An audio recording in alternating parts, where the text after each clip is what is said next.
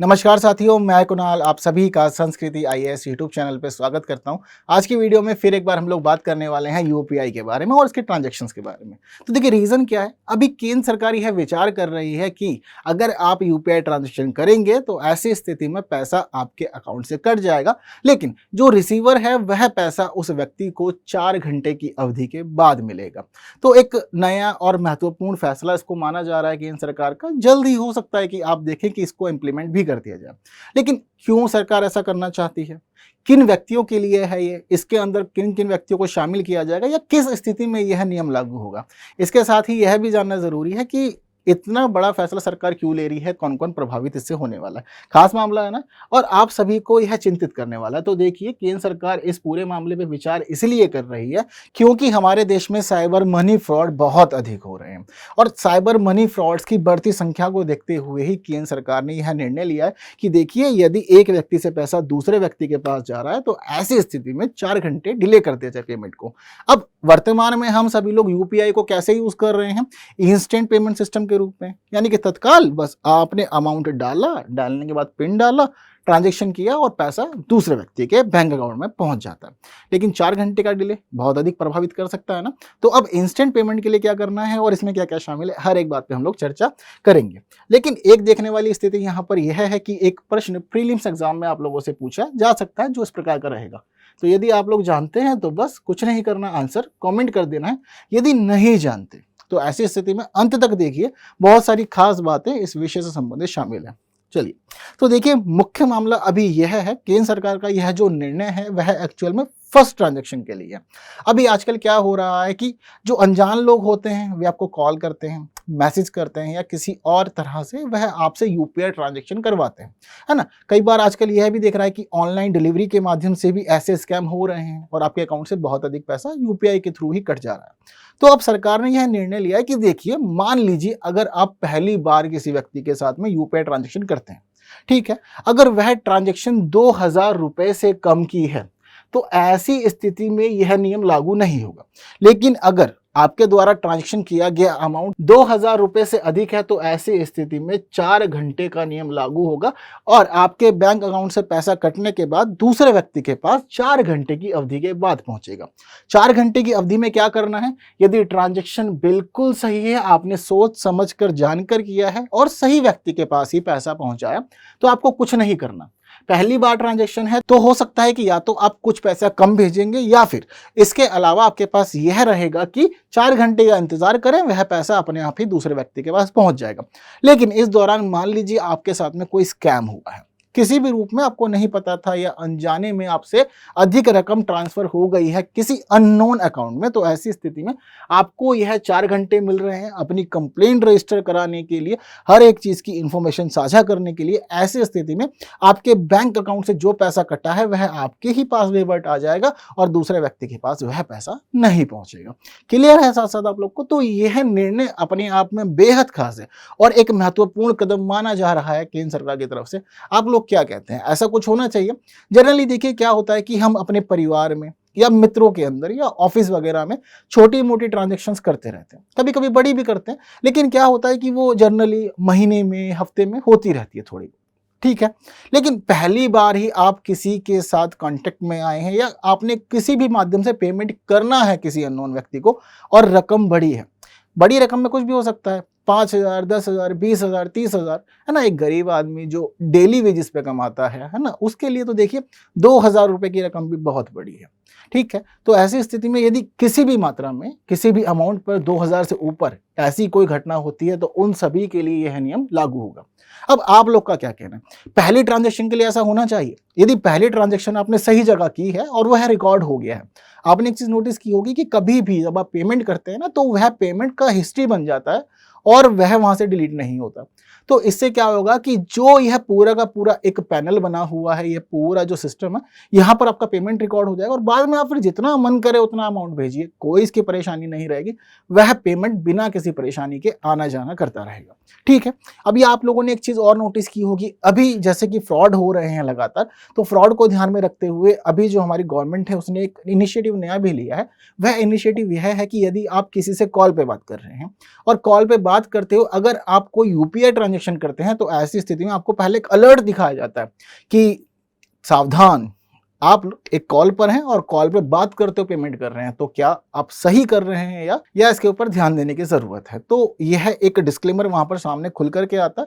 तो ऐसी स्थिति में क्या होता है कि एक बार आपको इन्फॉर्म भी किया जाता है कि ऐसा तो नहीं है कि मतलब आप कुछ गलत काम कर दे रहे हैं बात करते-करते, ठीक। तो इसी प्रकार से ही एक और नया कदम, महत्वपूर्ण कदम जो केंद्र सरकार यहाँ पर ले रही है। क्लियर है? तो मेनली सारी बातें जो थी वह मैंने आपको बता दी है। यह जो पूरा सिस्टम है इसको डेवलप किया जा रहा है, राष्ट्रीय इलेक्ट्रॉनिक फंड ट्रांसफर, जिसको NEFT कहा जाता है, इसकी तर्ज पे किया जा रहा है, क्योंकि इसका जो ट्रांसफर होता है यह भी कुछ घंटों में कंप्लीट होता है और इसी के अनुरूप ही इसको ढालने का प्रयास किया जा रहा है। ठीक है, अपने विचार जरूर दीजिएगा। और कोई किस्सा आपके जीवन में कभी रहा हो कॉल पे बात करते हुए, कोई फ्रॉड का या फिर कोई स्कैम आपके फ्रेंड के साथ या किसी और के साथ में, तो उन सभी के लिए ना ये बेहद महत्वपूर्ण रहने वाली है 4 घंटे की अवधि, और अच्छे खासे धन को यह सुरक्षित कर सकती है, ऐसा माना जा रहा है। ठीक है, अभी वर्तमान में देखिए हम लोग यूपीआई की स्थिति समझते हैं कि पूरे भारत में यूपीआई आजकल कितना अधिक खास बना हुआ है। हम लोग यूपीआई कभी यूज करते ही नहीं। हम लोग खुश थे ना अपने साथ में वो कागज का नोट या सिक्के लेकर घूमने में, और उसी से ही ट्रांजेक्शन करते थे। जब शुरू में बातचीत शुरू हुई थी पेटीएम को लेकर के, शुरुआत तो इसने ही करवाई थी ना कि ऐसा कुछ आया है कि पैसा वॉलेट में डालो फिर ऑनलाइन ट्रांजेक्शन कर लो, लोग बहुत डरते थे, बहुत लोग को डर था कि गलत हो गया वगैरह वगैरह। लेकिन कोरोना ने बीच में आकर ना सबको मजबूर कर दिया कि करो अब जितना करना है यूपीआई पेमेंट। तो बहुत ज़्यादा चलन वहाँ से शुरू हुआ और आज तक इसका चलन लगातार बढ़ ही रहा है। किसने डेवलप किया था इसको? NPCI के द्वारा डेवलप किया गया था, जो है national payments corporation of India. उसके द्वारा फिर यूपीआई को पूरी तरह से तैयार किया गया, और यूपीआई को तैयार करने के बाद फिर कोरोना के बाद से इतनी अधिक लोकप्रियता इसकी बढ़ गई कि आज के समय में यह समझ लीजिए कि अधिकांश भारत इसी प्रकार से अपने दैनिक जीवन में भुगतान कर रहा है। ठीक है, अगर हम स्थिति देखें वर्ष 2020 में कोरोना के आने के बाद से वर्ष 2022 तक की, तो इस 2 वर्षों के अंतराल में इसका जो ट्रांजैक्शन है यह 427% बढ़ा है। एक बहुत ही बड़ा आंकड़ा है कि 2 वर्षों में कोई एक काम 427% की वृद्धि दर्ज कर ले। हालिया आंकड़ों को समझते हैं कि क्या स्थिति बनी हुई है भारत के अंदर वर्ष 2023 में यूपीआई ट्रांजैक्शन की। तो देखिए, अगस्त 2023 का महीना अपने आप में बहुत खास रहा, क्योंकि भारत के इतिहास में पहली बार यूपीआई ट्रांजैक्शंस का जो नंबर था यह नंबर 10.58 बिलियन रिकॉर्ड किया गया। यानी कि अगस्त 2023 में पहली बार ऐसा हुआ कि यूपीआई ट्रांजैक्शन 10 बिलियन से अक्रॉस चली गई। अब तक की स्थिति यही बनी हुई थी कि 10 बिलियन के अंदर ही अंदर रहता था यह नंबर, और इतना ही लेन देन एक महीने में रिकॉर्ड किया जाता था। लेकिन अगस्त 2023 में पहली बार 10 बिलियन का आंकड़ा छुआ गया, और जितने ट्रांजैक्शन रजिस्टर किए गए उसका नंबर है 10.58 बिलियन। तो बहुत ही अधिक है, यानी कि आप समझ लीजिए कि पूरे भारत में कितने बड़े पैमाने पे आप यूपीआई को यूज कर रहे हैं। यह तो बात रही अगस्त 2023 की। पिछले महीने यानी कि अक्टूबर 2023 की अगर हम बात करते हैं तो हमें पता लगता है कि अक्टूबर 2023 में 11 बिलियन से ज्यादा यूपीआई ट्रांजैक्शन हुए हैं पूरे भारत में। बहुत ज्यादा है, और आप देख रहे हैं स्थिति कि लगभग 0.5 बिलियन जो ट्रांजैक्शन है वह बढ़ गई हैं एक महीने के अंदर। ठीक है, और यह जो 11 बिलियन से अधिक यूपीआई ट्रांजैक्शन हुई है ना, अगर इसको हम रुपीस में कन्वर्ट करें कि कितने रुपए का कुल लेन देन हुआ, तो हमें पता लगता है कि 17.16 लाख करोड़ रुपीस का लेन then in 11 billion UPI transaction के तहत हुआ। तो बहुत ज्यादा पैसा हम लोग आज के समय में ट्रांसफर कर रहे हैं। और इसी दौरान क्या है कि जितने ये स्कैमर्स हैं ना, इनको पता लग गया है कि भाई आज के समय में हर व्यक्ति, आप देखिए ना आजकल हम सभी लोग क्या करते हैं कि अपने माता पिता जिनकी एज अधिक होने के बावजूद हमको सिखा देते हैं कि आपको कुछ नहीं करना है, ऐसे स्कैन करना है, ये नंबर डालना है और ओके कर देना है, पेमेंट हो जाएगी। उस स्थिति में जब पैसा नहीं है, अदरवाइज आप कैश यूज कीजिए, है ना। और अब पूरी जनरेशन जो है हमारी लगभग इन सभी चीजों से जुड़ गई है।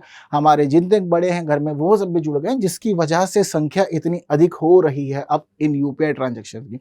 तो ऐसी स्थिति में जहां पर यूपीआई ट्रांजैक्शन की संख्या लगातार बढ़ रही है, यह हम लोग को सचेत कर रहे हैं कि सावधान रहिए। स्कैमर्स भी अलर्ट हो रहे हैं, उनको पता चल गया है कि यह सब कुछ है, और इसी वजह से वह अलग अलग लोगों को ट्रैक करते हैं। एक किस्सा किस्सा मेरे जीवन में था थोड़े दिन पहले का, बताता हूँ क्या हुआ। कि हमारे घर के ही पास में एक परिवार रहता है, तो मैं तो क्लास में था, तो जब मैं पहुंचा क्लास के बाद में तो मुझे वहां से इन्फॉर्मेशन यह मिली कि उन्हें किसी ने गलती से 400 रुपये भेज दिए हैं। अब वह 400 रुपये मांगने के लिए बार बार कॉल कर रहा है और कह रहा है कि भाई मुझे आप 400 रुपये ऑनलाइन भेज दीजिए, मैं नहीं चाहता मतलब कि मैं आऊँ या मिलूँ, क्योंकि वो लोग कह रहे थे आप आ जाइए, मिल लीजिए, ले लीजिए। तो उन्होंने मुझे ही बताया, तो मैंने कहा कि देख लीजिए, कोई ऐसी दिक्कत वाली बात नहीं है, आपने किसी भी प्रकार से उस नंबर से बातचीत नहीं करनी है और कोई भी प्रकार का ट्रांजेक्शन नहीं करना है। जब तक आप यह सब काम नहीं करते तो कोई संभावना नहीं है कि कोई फ्रॉड होगा, और जिसको चाहिए होगा वह खुद आ जाएगा। अदरवाइज आप खुद टेंशन फ्री रहिए, आपका कोई 300-400 रुपया नहीं फंसा है। और 300-400 रुपया कोई व्यक्ति इस तरह से ट्रांसफर जनरली नहीं करता है ना, अननोनली नहीं करता, और कोई कर रहा है तो एक संभावना हो सकती है कि आपके साथ एक बड़ा स्कैम हो जाएगा आने वाले समय में। तो यदि कभी ऐसा भी होता है तब भी आप लोग सचेत रहिएगा। कहीं बहुत सारे लोग होते हैं ना कि इंसानियत की खातिर, मानवता के खातिर के बेचारा गरीब आदमी है, 200 रुपया भेज दिया है, चलो वापस कर देते हैं। यूपीआई ट्रांजेक्शन करोगे तो संभावना है कि आपके अकाउंट के साथ छेड़छाड़ हो सकती है उसके बाद में। इतना क्लियर है आप लोग को। तो एक अच्छा खासा डाटा वर्तमान में है हमारे पास, जो भारत में एक अच्छे ट्रांजैक्शन नंबर को दिखा रहा है, बड़ा अमाउंट ट्रांसफर हो रहा है इसके माध्यम से। लेकिन जैसे जैसे चीजें हो रही हैं वैसे वैसे स्कैम भी बढ़ रहे हैं, मनी फ्रॉड बहुत ज्यादा हो रहे हैं। कैसी स्थिति है मनी फ्रॉड के, समझते हैं। एक डाटा हमारे पास आया हुआ है गृह मंत्रालय का, एक आया हुआ है वित्त मंत्रालय का। तो देखिए, गृह मंत्रालय बता रहा है हमारे को कि देखिए, वर्ष 2022 के अंदर 2296 करोड़ रुपए का स्कैम हुआ था, और यह जो स्कैम है ऑनलाइन रूप से वर्ष 2023 में बढ़कर 5574 करोड़ रुपए का हो गया। मतलब समझ रहे हैं कि पूरे भारत में जैसे जैसे नंबर बढ़ रहे हैं यूपीआई ट्रांजैक्शंस के, वैसे वैसे स्कैम भी बढ़ रहे हैं। 2022 में 2296 करोड़ रुपए, 2023 में 5574 करोड़ रुपए। इसके अनुरूप ही वित्त मंत्रालय अपना डाटा बताता है कि पूरे वित्त वर्ष यानी कि 2022 से 2023 के बीच में भारत में लगभग 95,000 यूपीआई लेन देन की धोखाधड़ी हुई है।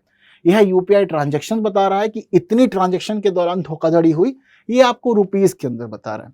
इसके साथ ही हमें यह भी पता लगा है कि वित्त वर्ष 2023 में अगर हम पूरे स्कैम को समझते हैं टोटल, तो 13,530 नंबर हैं, और इस दौरान यानी कि अब तक इस साल के अंदर ही 2023 के अंदर इतनी संख्या में तो हुई है धोखाधड़ी 13,530, लेकिन इस दौरान जो अमाउंट रिकॉर्ड किया गया है वह 30,252 करोड़ रुपए है। यानी कि इतना बड़ा अमाउंट स्कैमर्स अब तक अपने हिसाब से ट्रांसफर करा चुके हैं, या फिर कुछ ना कुछ किसी ना किसी रूप में किसी के पास ट्रांसफर हुआ है।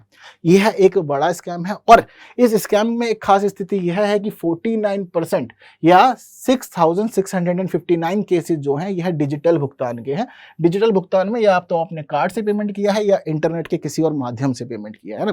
फ्रॉड कहीं और भी हो सकता है। बहुत सारे लोग यह भी करते हैं कि आप एटीएम में गए तो आपके साथ बातचीत करते हुए एटीएम ही बदल दिया, फिर आपका पिन देख लिया। बहुत बार होता है ना, बहुत लोग को नहीं चलाना आता है एटीएम, तो वह क्या करते हैं कि सहायता ले लेते हैं, पर कुछ जो स्कैमर्स होते हैं वह कार्ड एक्सचेंज कर देते हैं और बताते हैं कि पैसा नहीं निकल रहा, फिर आपसे पिन जान लेने के बाद में आपका कार्ड लेकर के वह खुद ही ट्रांजैक्शन कर लेते हैं और पैसा निकाल लेते हैं। यह गड़बड़ होती है। तो इस प्रकार से संख्याएं बढ़ रही हैं, और एक बड़ा नंबर हम लोग अभी देख पा रहे हैं देश भर में कि किस प्रकार से स्कैम लगातार बढ़ रहे हैं। तो फिलहाल वर्तमान में भारत सरकार यही चाहती है कि अब कुछ किया जाए नया, जिससे कि यह स्कैम रुके। अब उन स्कैम्स को रोकने के लिए क्या किया गया है कि एक नया विंडो डेवलप कर रहे हैं।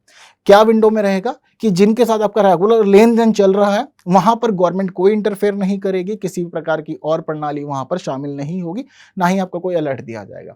लेकिन आप पहली बार ट्रांजेक्शन कर रहे हैं और एक बड़े अमाउंट में ट्रांजेक्शन कर रहे हैं जो 2,000 रुपए से अधिक है, तो ऐसी स्थिति में पेमेंट 4 घंटे के लिए डिले कर दिया जाएगा। अब आप लोग का क्या कहना है कि यह सही है या गलत, कमेंट में मुझे जरूर बताएं। इस प्रश्न का आंसर अब आप अच्छे से दे सकते हैं, तो जल्दी से आंसर भी कमेंट कर दीजिए। एक सरल सा प्रश्न आप लोग के सामने है, और बाकी बातें ऐसे ही हम लोग की चलती रहेगी। हालांकि उम्मीद करता हूं कि आप लोग को यह सेशन पसंद आया होगा, चीज़ें अच्छी लगी होंगी और कहीं कोई डाउट नहीं रहा होगा। हालांकि यदि आपको कुछ बात पूछनी है तो आप लोग अपना क्वेश्चन जो है या कोई बात है उसको कमेंट कर सकते हैं। हालांकि आपको आंसर भी चाहिए तो देखिए आंसर आप लोग की स्क्रीन पर है। उम्मीद करता हूँ सही रहा होगा। कहीं पे कुछ डाउट है तो क्वेश्चन एक बार दोबारा पढ़ लीजिएगा।